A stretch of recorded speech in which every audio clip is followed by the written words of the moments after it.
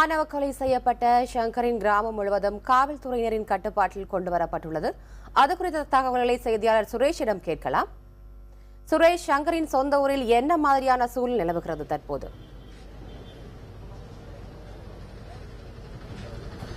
லத்திகா, நேற்றைய முன்தினம் திருப்பூர் மாவட்டம் உடுமலைப்பேட்டையில் ஷங்கர் மற்றும் கௌசல்யா என்ற இளம் தம்பதியினர் மர்ம கும்பலால் அரிவாளால் தாக்கப்பட்டனர்.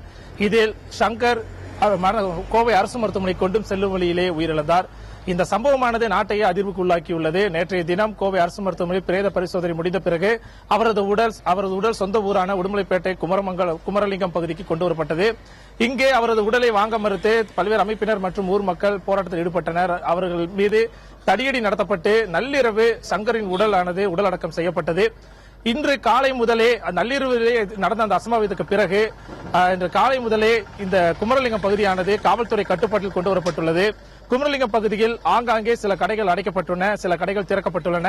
இருந்த போதிலும் மக்களின் இயல்பு வாழ்க்கை என்பது கடந்த நார்மலான நாட்களை விட தற்பொழுது ஒரு பதற்றமான சூழ்நிலை நிலவி வருகிறது. அதாவது இங்க கும்பலாக நிற்பவர்களையோ அல்லது வெளியூரை சேர்ந்த நபர்களோ உள்ளே வருவதை போலீசார் சோதனைக்கு உட்படுத்துறாங்க. அது மட்டும் இல்ல, ஆங்காங்கே போலீசார் குழுமி அங்கே கூட்டம் சேருபவர்களை கலக்க வச்சிட்டு இருக்காங்க. அதனால அந்த குமரலிங்கம் பகுதியானது தற்பொழுது ஒரு பதற்றமான சூழ்நிலை நிலவி வருகிறது. மேற்கு மண்டல ஐஜி ஸ்ரீதர் மற்றும் திருப்பூர் மாவட்ட காவல் கண்காணிப்பாளர் சரோஜ்குமார் தாகூர் ஆகியோர் தலைமையில் இந்த போலீசார் உத்தரவின் பேரில் ஆங்காங்கே இந்த பாதுகாப்பு பணியில் ஈடுபட்டு வராங்க. இதனிடையே இந்த கொலை சம்பவத்தில் தொடர்புடைய ஒருவர் பழனியில் தற்பொழுது கைது செய்யப்பட்டுள்ளதாக தகவல் வந்துள்ளது. தொடர்ந்து ஒரு 3 பேரையும் விசாரணைக்காக காவல்துறையினர் ஒரு ரகசிய இடத்தில் வைத்து தொடர் விசாரணை ஈடுபட்டு வராங்க சொல்லப்படுது.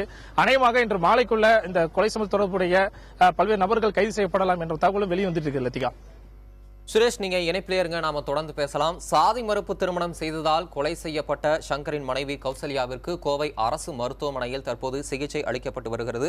அது குறித்த நிலவரங்களை நமது செய்தியாளர் சுதீஷிடம் கேட்கலாம். சுதீஷ், தற்போது கௌசல்யாவின் உடல்நிலை எப்படி இருக்கு?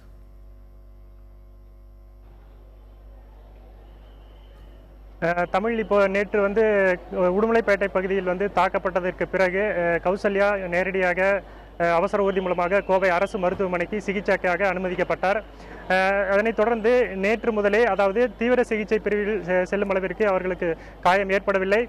விபத்து மற்றும் காய சிகிச்சை பிரிவில் அனுமதிக்கப்பட்டு இந்த தற்போது சிகிச்சையானது நேற்றைய முன்தினம் முதலிருந்து அவருக்கு தொடர்ந்து நடைபெற்று வருகிறது. அவருடைய பாதுகாப்பு காரணமாக இங்கு கோவை அரசு மருத்துவமனையில் நேற்று முன்தினம் முதலே தொடர்ந்து பாதுகாப்பு இங்கு கோவை அரசு மருத்துவமனையில் பலப்படுத்தப்பட்டிருக்கிறது. இது முக்கியமான சம்பவம் என்பதால் அவருக்கு அச்சுறுத்தல் இருக்கக்கூடும் என்ற அடிப்படையில் கோவை மாவட்ட காவல் கண்காணிப்பாளர் தலைமையில் இங்கு பாதுகாப்பு பணிகள் ஏற்பாடு செய்யப்பட்டிருந்தது. அதனைத் தொடர்ந்து தற்போது இந்த நாம் நிற்கக்கூடிய இந்த வளாகத்தில் பாதுகாப்புகள் ஏற்பாடு செய்யப்பட்டிருக்கிறது. அவர் அது சிகிச்சை பெற்று வரும் அறைக்குள்ளாகவும் பெண் காவலர்கள், அறைக்கு வெளியே ஆண் காவலர்கள் உள்ளிட்ட பல்வேறு போலீசார் இங்கு பாதுகாப்பு பணியில் ஈடுபட்டிருக்கிறார்கள். தொடர்ந்து அவர் தலைப்பகுதியில் தையல் போடப்பட்டிருக்கிறது. தலைப்பகுதியில் பலத்த காயம் ஏற்பட்டிருக்கிறது. முதலில் அந்த சம்பவம் நடைபெற்ற போது அந்த செயலில் ஈடுபட்டவர்கள் கௌசல்யாவைத்தான் முதலில் தாக்கியிருக்கிறார்கள். தலையில் இரும்பு கம்பியால் தாக்கிய பிறகு அவர் மயக்கமடைந்திருக்கிறார். அதன் பிறகு ஷங்கரை அவர்கள் அருவாளால் வெட்டியிருக்கிறார்கள். இந்த சம்பவம் பார்த்ததிலிருந்து அவர் அதிர்ச்சி அடைந்து மயக்கமடைந்த நிலையில் தான் இங்கு அவர் சிகிச்சைக்காக அனுமதிக்கப்பட்டிருக்கிறார். தலை மற்றும் கைகளில் காயம் ஏற்பட்டிருக்கிறது. அது தொடர்பான சிகிச்சைகளை கோவை அரசு மருத்துவமனையில் மருத்துவர்கள் தொடர்ந்து அவருக்கு அளித்து வருகிறார்கள். தமிழ் சுதீஷ், தற்போது கௌசல்யாவின் பாதுகாப்பிற்கு நடவடிக்கைகள் எடுக்கப்பட்டிருக்கு. குடும்பத்தின் கைவிட்ட நிலையில் சிகிச்சைக்கு பிறகு அவர் நிலை என்னவாக இருக்கும்? ரத்திகா, தற்போது கௌசல்யாவோட நிலைமை பார்த்தோமானால் முழுக்க அதாவது ஷங்கரையே காதலித்து அவரை கரம் பிடித்து அவரை நம்பியே வாழ்க்கை நடத்துவதற்காக வந்தவர் கௌசல்யா. இந்நிலையில் ஷங்கரை திருமணம் செய்ததிலிருந்து கௌசல்யாவுடைய வீட்டார்கள் தொடர்ந்து அவருக்கு அச்சுறுத்தலும் ஒரு பாதுகாப்பற்ற தன்மையுமே அளித்து வந்திருக்கிறார்கள்.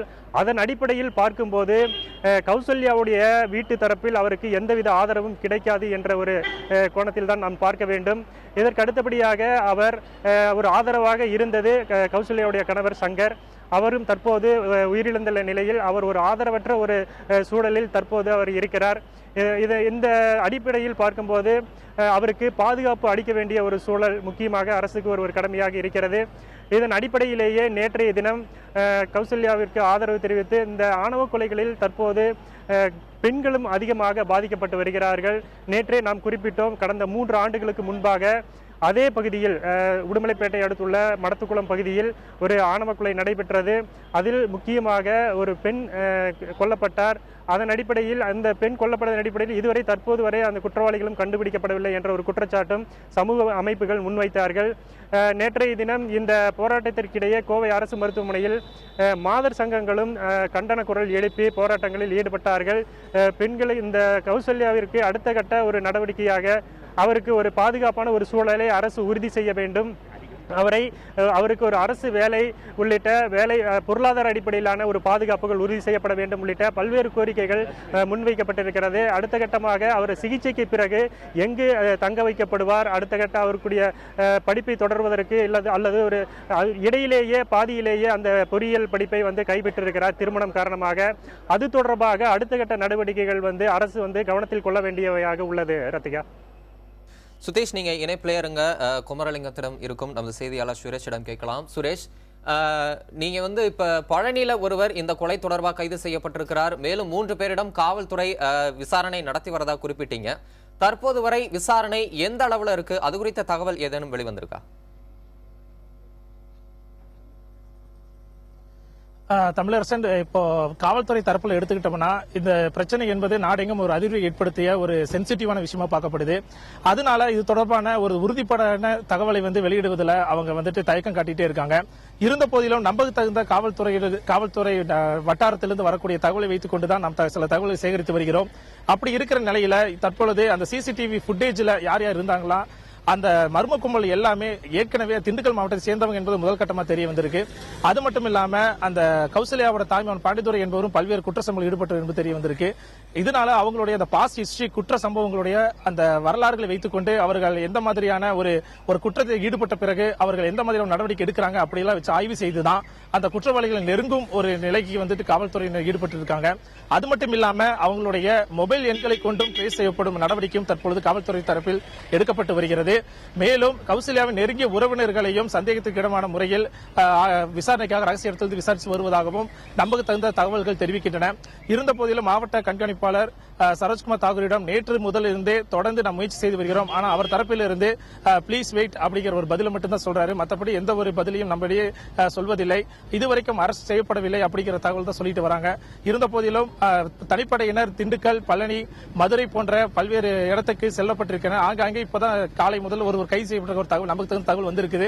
அதுக்கப்புறம் தொடர்ந்து பல்வேறு நபர்களையும் இந்த கொலை சம்பவத்தில் மூளையாக செயல்பட்டவர்கள், இதுக்கு பின்னால் இருந்து செயல்பட்டவர்கள் என பலரையும் கைது செய்ய வாய்ப்புகள் அதிகமாக வந்திருக்கு.